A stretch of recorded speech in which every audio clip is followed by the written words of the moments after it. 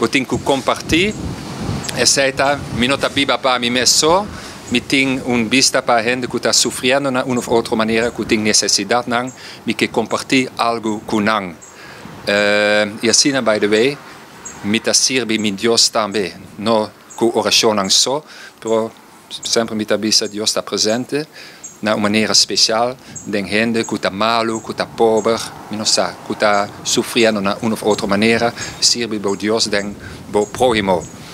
Y después, banda die zei, a mi mes, mi prójimo, mi que invertir también en mi Dios, y nos ting yuna, nos ting compartir, pero durante el cuaresma nos tapapia también riba oración, mantener bo relación con bo Dios.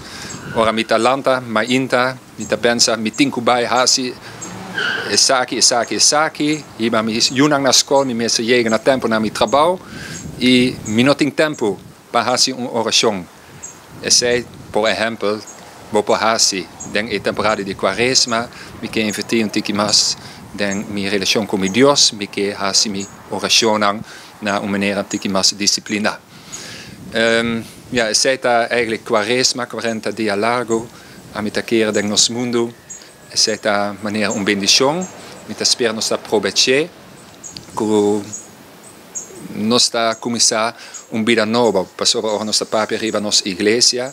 Después de 40 días, nos va a celebrar Pascua de Resurrección, que está manera un misterio, que está bisa nos na final, no está muerto, que está vence, pero está vida.